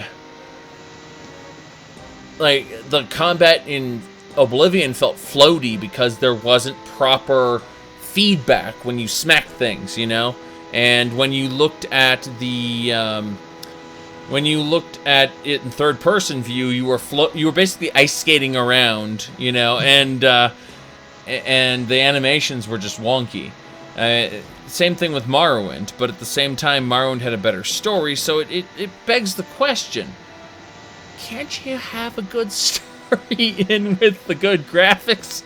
I'm sorry, is that just too much to ask? And I address some of what I call the limiters, the creative limiters, and why they can't do that, but come on. Yeah. Yeah, I suppose they want to focus on different things that in the consecutive games. Like with Oblivion, they focused on, you know, story and of course the magic system a bit more than on, say, the combat and the animations. And in Skyrim, they focused on the combat and the theme, but they completely neglected the magic system. Mm-hmm. And in Morrowind, they focused on the story, the magic system, but the combat, it's, it's Morrowind. I'd argue they actually paid a lot of attention to the way spells were casted. Like, that's part of the combat, I guess, not really necessarily the magic system. But, like, the way spells are casted in Skyrim, they actually had quite a bit of pride in the way they did that. You know, the way you're holding it in your hand and you're combining the spells to do a dual-casted thing, Hadouken. And yeah. they had a lot of pride in that. So, you know, whereas magic was more of a passive thing, you know, in Oblivion, which I actually felt was better because it allowed you to do a hybrid style much more easily. I don't know. I feel like in Oblivion, at least, you could hold a magic staff in both of your hands, cast a spell with the staff, or, you know, cast a spell like this, cast a regular spell just by going like this with your staff. Like, you never let go of the staff. But you could, you know, pew, pew, pew with the staff or cast a spell with it. And I thought that was awesome. And you can't do that in Skyrim because they changed their design direction. But I feel like the writing is symptomatic of that as well because, again, you know, let's Game of Thrones it. Let's make it more gritty and realistic. Let's not rely on these, you know, these gods. It's like, but you relied on the gods in the past. You know, we're gonna make this, you know, this god you saw before in the lore. Nah, he's actually just a big old dragon. I'm the firstborn of Akatosh. Like, I understand how you can say that he's, you know, that is a taunt he's using against Akatosh. He's not actually born of Akatosh, or you could say that he, you know, as the end times are born of the body of time, you know. You could say it that way, but ultimately, I think the developers were just thinking stupider. Yeah, I personally think that when Alduin says that he's the firstborn of Akatosh, he's actually just stating that he is the first and the last aspect of time to exist in every Kalpa. Yeah. I mean, well, what Alduin is supposed to be, and, you know, they didn't accurately depict that in Skyrim, is he's supposed to be Ouroboros, the dragon eating its own tail. You know, the concept of the world ending, you know, he was pretty much the one who will end everything, you know, the all-consuming hunger. And I actually like that as a concept. It's just, you know, admittedly, you know, if you were looking at it from a real-life Nordic perspective, he was Jormungandr. Yeah. That's really just the way it works. But he isn't, and I don't know really how to reconcile the fact that they turned him into a little dragon that you whacked to death with an iron sword. Yeah, I suppose, well, since Skyrim also did reference it, that he was neglecting his duty and thus he incarnated early. Yes. So he will then return at some point at the real end times as a all-encompassing dragon that will swallow up the entirety of the Arbus. Yeah, it's either that or, of course, you know, you get the gigantic lore community, the gigantic threads on the lore community where it's like, this couple will never end now. Yeah, I absolutely hate those people. Those that, Alduin is dead, the Kalpa will never end. I mean, if Alduin was dead, the dragon would fucking unravel. Yes. And the world would be gone. Yeah, exactly. What the Thalmor seek to do, which is to unbind the dragon and therefore, you know, unmake time to the point where they can return to being what they originally were. That idea, you know, that's what would happen if you basically divided, you know, if you got rid of either Ariel, Akatosh, or Alduin. You know, the beginning, body, and end of time. It's like you would destroy continuity itself. Yeah, he would destroy the loop and free the dragon god of time. Yep. He would return to his original state without limitations, without linear time. And so everything would return that primordial state before the world was ever created. Yep. Now, one of the stories that if you, saw my ideal Elder Scrolls 6 video, that's one concept I really would love to play with, is the idea of an old Elnathay who's still around, like, guiding the Thalmor, saying, like, yeah, you'll all become, pure, like, you are all reincarnations of the old Elnathay, we promise. It's like, your soul, in reality, your souls have been splitting for, like, countless fucking generations, and you're all just teeny shards. You won't be as you were. You will have no memories of it. You will, you yourself will cease to exist. And, like, because if you think about it, the greater breaks down to lesser. It's entropy, kind of concept. So, like, where there was one old Elnathay, there's 2 elves, there's 4 elves, there's, 8 elves, you know what I'm saying? Like, it broke down, over time. And so, it's like, we're telling you, yeah, you'll totally be you will totally return to your original form. Little do they actually know that, that means that all of their souls will be collected into a single entity, and they will cease to be individuals. Exactly. And it's like, we're not going to tell you that part, but because I'm an actual old Elnathay, who is not broken down, I'm like, my powers may have faded, but I'm totally going to stay me, and that's why I need you guys to all sacrifice the world so I can go back to being powerful again. Yeah, it could very much well be that the higher echelon of the Thalmor is made up of old Elnathay, or their very direct descendants. Yeah, and someone who inherited the will of the old Elnathay anyway, which is the theory of the Thalmor, Yeah. It's kind of funny because, Alduin isn't really dead. He just went up into Aetherius. Like, they specifically did not let you absorb his soul. They, had that happened, we would have scratched our heads and said, the fuck?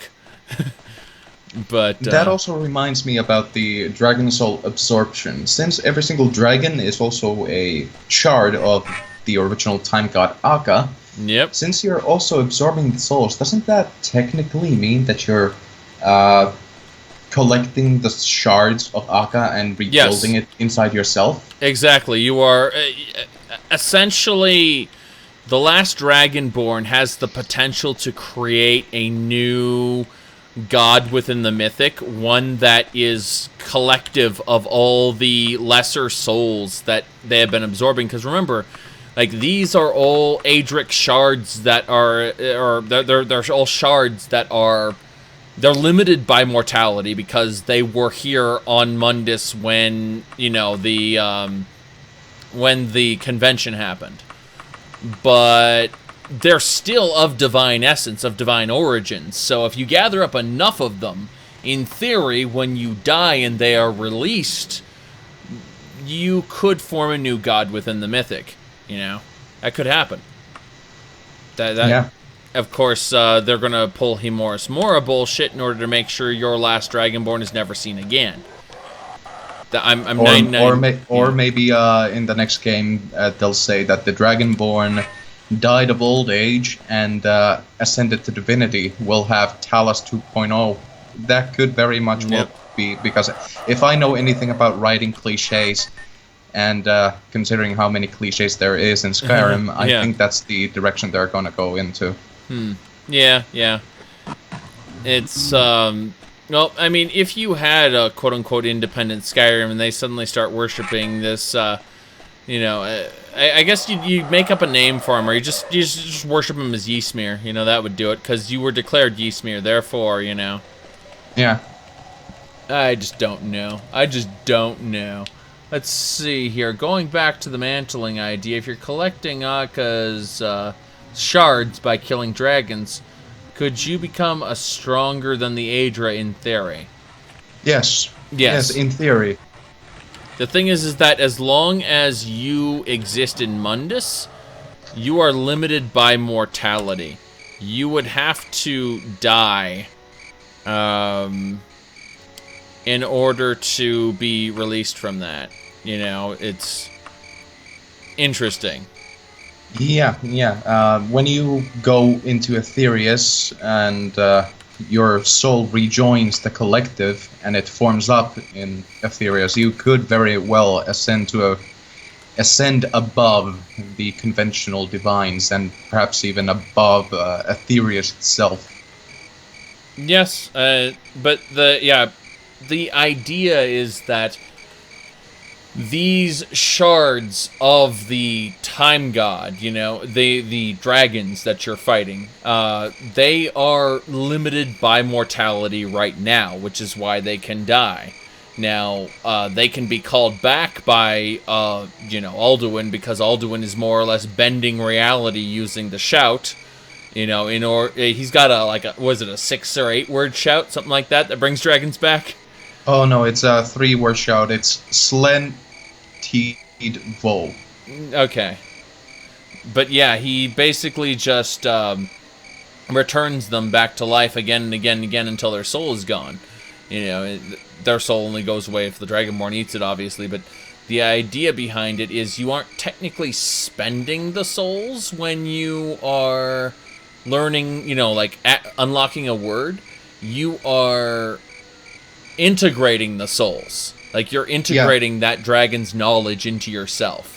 Yeah. The Greybeards actually mention it that when you learn a shout, when you learn its meaning, it becomes a part of your fundamental existence. You become the shout, which means that when you spend a dragon soul to learn a shout, you will essentially become that dragon. Yes, so you are integrating all these powers into yourself, and when you die, your soul, because you have the soul of a dragon, they said you have both the blood and soul of a dragon, so you are, one step up from the septum line, who are just, dragon-blooded. Essentially, you will take all those dragon souls with you when you pass on into the outer realms, as it were. So, what'll happen, we have no idea. Will they give a shit for the next one? Probably not. But it's something to think about. So, I really got to get going sooner. Do you have any parting thoughts as far as Elder Scrolls lore in general is concerned?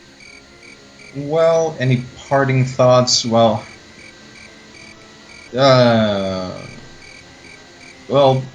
what about the concept of coda? Let's just jump down the rabbit hole. Okay. Chim chimney, chim chimney, chim chim chiree. A god is as lucky can be. No, Michael Kirkbride had his declaration about his coda. And keep in mind, everybody, a coda is the end of a performance. Basically, if you ever seen Midsummer Night's Dream, for instance, seen the original play, the Shakespearean one, you know the way you have all this funky shit going on, and then all of a sudden, out of fucking nowhere, Oberon comes out and says, "Don't worry about it. It's all done." This is just a Midsummer Night's Dream. That is the kind of change that a coda represents. Is the kind of, we are going to radically change the tone of the performance. That is kind of like, well, what ended up happening to spawn the coda in the first place is that there was this huge debate over what was canon and what wasn't. And, Lady N, Lady Nerevar, quote-unquote, on the forums, a online friend of Michael Kirkbride and a person who was very active building the Imperial Library, very much vehemently believed everything Michael Kirkbride said was pretty much canon, but at the same time, other people said, no, it isn't, and they got into a big argument about it. So the final thing was that she and Michael Kirkbride and everyone just said, canon is stupid. That was the conclusion. Just canon is stupid. So that sentiment is what bore Coda in the first place. And when you see his declaration, it said, there is no canon, only levels of good ideas. The problem is that not everyone's idea is a good idea. Yeah, it's subjective, obviously, but I think when you are literary minded and you critique other people's literature, you can say that a lot of people have very stupid ideas, and that there are objectively bad books that have been written in reality. You read those books and say this is utter trash. In fact, if you look at what do you call them? If you look at mystery novels, there was a whole thing written. It was like, who killed Mr. Alkaloid? And then someone else wrote a book in response to that called Who Cares Who Killed Mr. Alkaloid? That explained why that book was the worst mystery novel ever created. And without critique, you cannot improve. And by eliminating the concept of canon and saying everyone's idea is legitimate, you diffuse the potential for critique. And you devalue the art of writing. You devalue the art of writing. Thank you. So, as far as Coda goes, and what was written in it, there's like 2% of it which is kind of good and explains stuff, but most of it is utter bullshit. And the concept of a multiverse makes sense, especially if you are playing Dark Souls. Yeah. What do you think? Well, I personally think that you did mention Lady Nerevar and her incessant jerking off of Michael Kirkbride's cock in the lore community. I think it's harmful in totality to the lore community. It's harmful, it's toxic to actual discussions about the lore. And it is, well, running around in circles in terms of trying to unravel the greater mysteries of the universe itself. That's my personal thought on it, at least. Okay, so as far as your have you seen the Selectives Lorecast? No, I don't think I have. Well, I recommend anyone here who's very serious about the lore. Now, it is very, very Kirkbridean. But anyone who's serious about the lore to the extent where they really want to look into this a little more should watch the Selectives Lorecast. Now, they get less views on their lorecasts than I do on my lore videos, and that is, that's why originally when I made my lore videos and I rejected the concept of, say, the new Mata Intercept, something that Michael Kirkbride wrote as a companion piece to the Oblivion game, they got really pissed off because, how dare I spread my harmful opinions. And then when I started talking about, how Coda was fan fiction, they once again said my opinion was harmful because I was, I was getting more views than they were, basically. And despite the fact that they have a huge chunk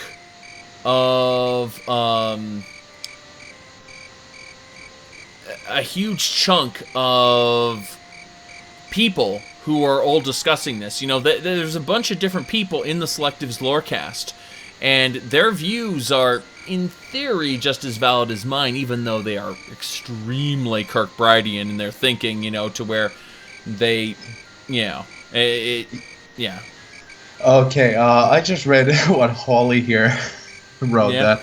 Yeah, I just looked it up. Lady Merivar apparently married Michael Kirkbride. Okay.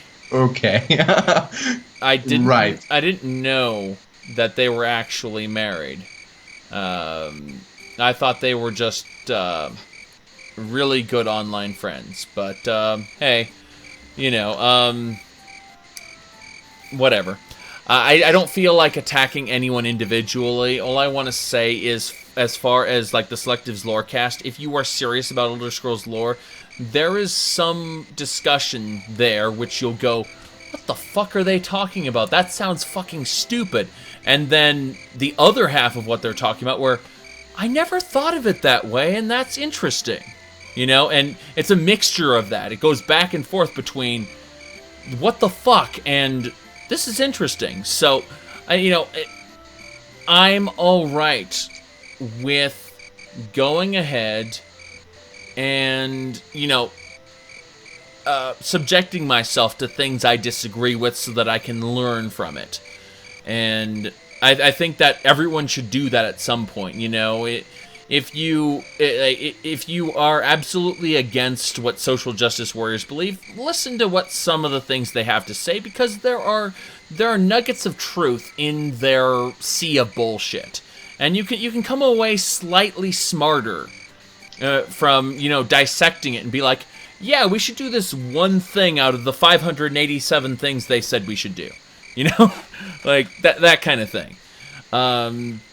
My point is that, like, it isn't all necessarily horrible bullshit, but at the same time, take it all with a grain of salt.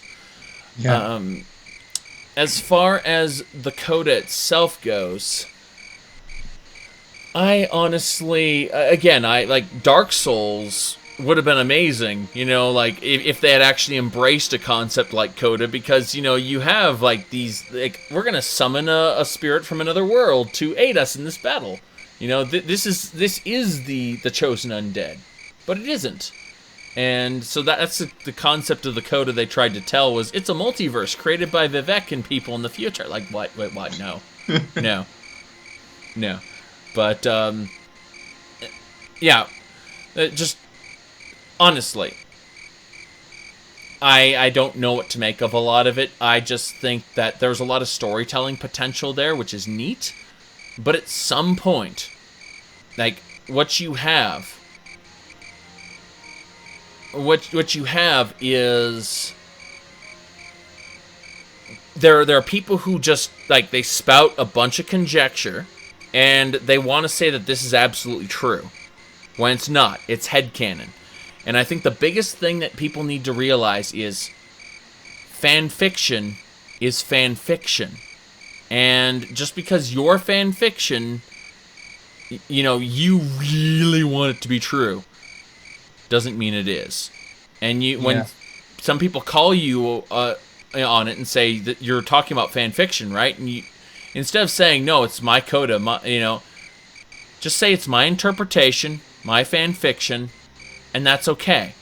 Because there's stuff people have written on fanfiction.net that is better than the source material. You should check out some Supernatural fan fiction, like based on season 1, like, and where they thought it was going to go. It's so much better than where it went.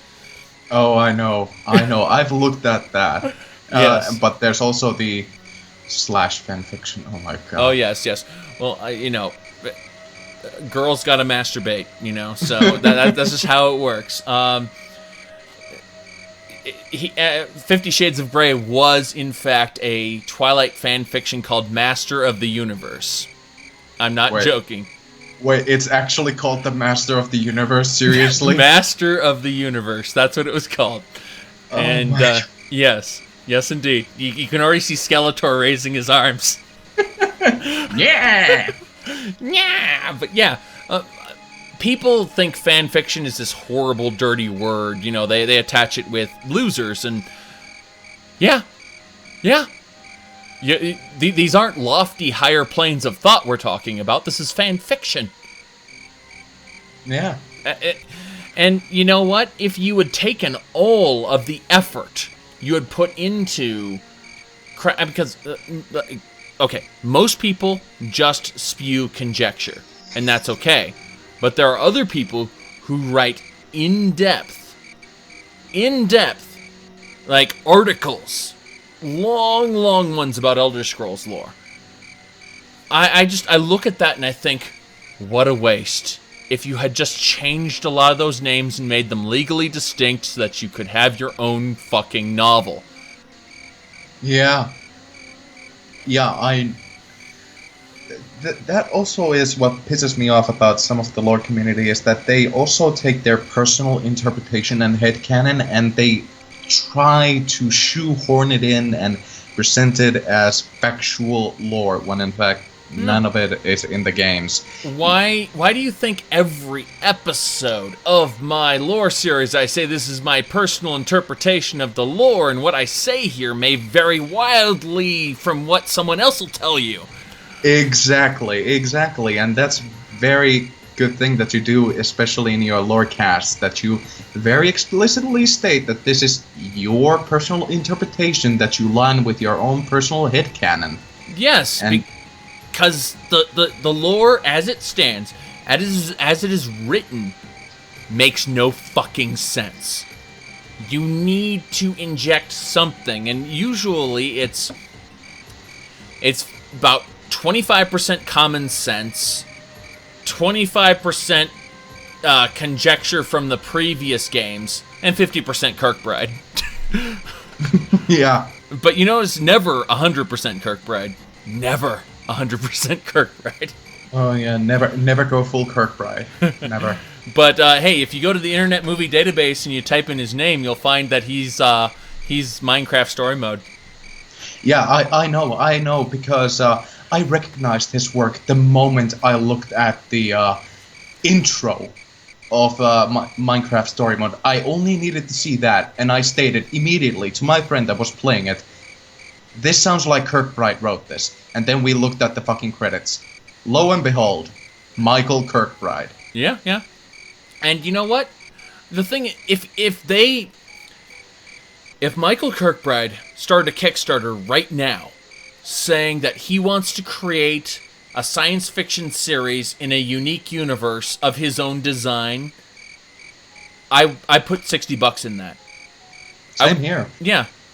He is not a bad writer, but he latches on to Morrowind a little too much. Exactly. He latched on to Morrowind, and it's like, you helped establish this world, and that's great. But the world already had stuff before you, and it has stuff after you. It kept going. You and the world diverged. And now your ideas are no longer relevant to it. At least the coda isn't. And that's, it has maybe 2% relevance. The rest of it is wild headcanon. That's what I think. It's fan fiction, and it belongs on fanfiction.net. Yeah. That's why I myself would personally enjoy it if Michael Kirkbride just started a new franchise to work on. Yeah. That was, as you said, science fiction / fantasy. I would totally buy into that. I would support that, but as it stands right now, Michael Kirkbride has gone a little bit insane with his obsession with Morrowind. Yeah, I mean, the thing is that I think he's dropped it at this point, because he's working at Telltale, and he apparently, and he's got his own thing. I mean, has he posted since then? I don't think he has. I think he's writing exclusively for them now. You can look that up, but I don't think he's done any AMAs since the whole coda thing was codified. Yeah, I myself, I haven't seen anything recent from Kirkbride in about 3 years. Yeah, more. Exactly. I think after coda became a thing, that was his swan song to Elder Scrolls. Yeah, I want to believe that at least, and he moved on with his life as people should do. I mean, it's